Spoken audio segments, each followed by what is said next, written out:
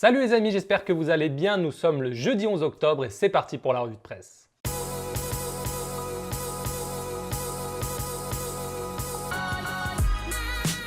Et on commence cette revue de presse à la une de l'équipe qui revient encore sur le licenciement imminent de Jardim à Monaco. Ça devrait être officialisé a priori aujourd'hui et Thierry Henry est toujours le grand favori pour lui succéder. D'ailleurs, hier, Aston Villa, qui était un autre club intéressé par Henry, a nommé un autre entraîneur, Dean Smith, qui aura d'ailleurs comme adjoint John Terry.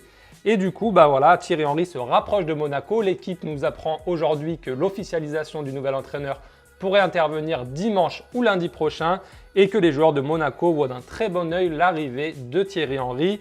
L'équipe nous parle aussi du match de ce soir entre la France et l'Islande, match amical qui aura lieu à partir de 21 h à Guingamp. Et Kylian Mbappé devrait être titulaire en pointe de l'attaque des Bleus. Une équipe de France où il y aura normalement aussi Florian Thauvin pour sa première titularisation en équipe de France. Je vous mets la photo du 11 de départ probable selon l'équipe et le Parisien. En parlant de Kylian Mbappé, ce dernier fait la une du prestigieux magazine américain Time cette semaine. C'est un magazine donc hebdomadaire qui est très connu dans le monde, très réputé. Et faire la une du Time, c'est quand même très rare pour un footballeur. J'ai fait des petites recherches ce matin, j'ai vu que Lionel Messi, Neymar Junior et aussi Mario Balotelli en son temps avaient eu cet honneur. Là, dans le contexte de la fin de saison du Ballon d'Or, faire la une du Time, c'est un truc de fou pour Kylian Mbappé. Le titre, c'est la nouvelle génération de leaders du monde. Voilà, donc Kylian Mbappé est décrit comme le futur du football dans un long article où il est interviewé, où il parle de sa famille, où il parle de sa carrière, etc. Cette une traduit bien la nouvelle dimension internationale prise par le buteur du PSG depuis qu'il a remporté la Coupe du Monde avec l'équipe de France cet été. Et ce n'est sans doute que le début puisque je vous le rappelle, Kylian Mbappé n'a que 19 ans. On file maintenant en Italie où la presse revient sur le match nul un petit peu décevant de la Nazionale face à l'Ukraine hier, un partout. Et revient aussi sur ce transfert quasiment bouclé de Lucas Paqueta au Milan AC. On en avait parlé dans la revue de presse au PSG, puis au Barça. Et bien finalement, Leonardo aurait convaincu le joueur et son club de Flamengo de signer au Milan AC. Donc c'est un super coup pour le club milanais. Et c'est peut-être aussi une déception pour les supporters parisiens qui auraient aimé le voir à Paris l'hiver prochain. Après, en étudiant un petit peu le truc, ce n'est quand même pas si surprenant que ça puisque Paqueta est un numéro 8, numéro 10, donc un joueur plutôt offensif. Le PSG a plutôt besoin d'un numéro 6 en priorité. Donc voilà, ce n'est pas non plus catastrophique que Paqueta aille au Milan. En tout cas, ce dossier est presque bouclé pour a priori 35 millions d'euros plus des bonus. Il aurait hier passé des tests médicaux avec le Milan et l'annonce de son arrivée en janvier en Lombardie pour intervenir rapidement. Mercato toujours, mais cette fois à Barcelone, où Mundo Deportivo nous dit que le Barça négocie déjà pour Matthijs de Ligt, le défenseur central de l'Ajax. On en parlait hier dans la revue de presse. Il est présenté comme le futur successeur de Piqué au Barça. Et selon le média catalan, le Barça a déjà entamé les discussions et le joueur, lui, a fait du Barça sa priorité en cas de départ de l'Ajax. Ça ne se fera pas cet hiver, c'est sûr, mais probablement l'été prochain. Après, méfiance, puisque les médias catalans aiment bien avoir des feuilletons.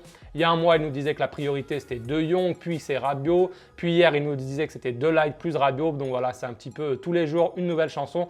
En tout cas, malgré tout, l'intérêt du Barça pour ce joueur semble concret et semble intéressant puisque c'est un joueur très prometteur. Du côté du quotidien sport, on parle de Ernesto Valverde puisque Pep Segura, manager sportif du Barça, a accordé un entretien au quotidien catalan et nous dit que le Barça veut prolonger son entraîneur et qu'il n'y a aucun plan B. Dit autrement, il n'y a aucune alternative étudiée. Le Barça fait confiance à Valverde et ne cherche pas un autre entraîneur. On file maintenant en Angleterre où le Daily Star nous parle d'un intérêt de Tottenham pour Eric Bailly, le défenseur central ivoirien de Manchester United. Il n'a pas débuté tous les matchs, on le disait un petit peu en froid avec Mourinho, donc ce n'est pas très surprenant qu'il y ait des rumeurs.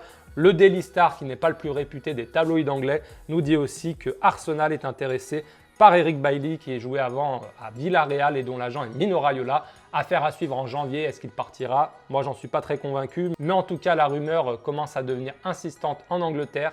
Et on termine enfin cette revue de presse en Italie avec le dossier Cristiano Ronaldo, le scandale sexuel dont il fait l'objet. Son avocat a répliqué hier en disant que tout était faux. Il a reconnu que le Portugais avait eu un rapport avec la jeune dame qui l'accuse de viol en 2009 à Las Vegas, mais que ce rapport était consentant. C'est la version de Cristiano Ronaldo depuis le départ. Et aussi, le clan de Ronaldo a confirmé qu'il avait payé cette demoiselle pour se taire, en gros, il y a quelques années.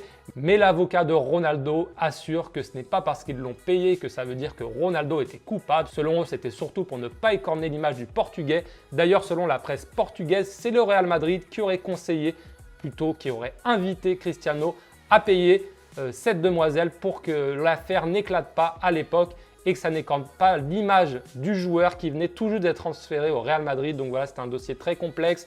On n'a pas tous les éléments. Donc voilà, aucune intention de porter un jugement sur la demoiselle ou sur Cristiano Ronaldo. La justice s'occupera de trancher. Mais en tout cas, ça commence à faire la une de plus en plus en Italie, mais aussi en Angleterre et au Portugal. Voilà les amis, c'est tout pour cette revue de presse du jour. J'espère qu'elle vous a plu. Si c'est le cas, comme d'hab, n'hésitez pas à lâcher un petit pouce bleu et à vous abonner à la chaîne. Je vous souhaite une très bonne journée et je vous dis à demain matin pour une nouvelle vidéo. Ciao!